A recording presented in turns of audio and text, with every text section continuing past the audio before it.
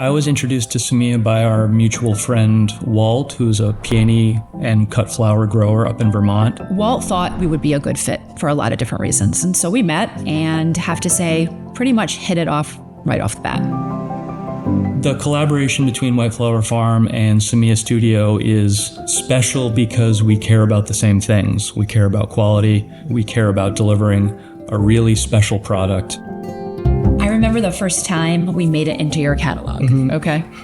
To see our name in your catalog was like, whoa.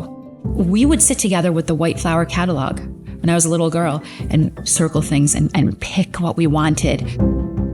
We grow plants. She assembles and arranges and designs cut flowers.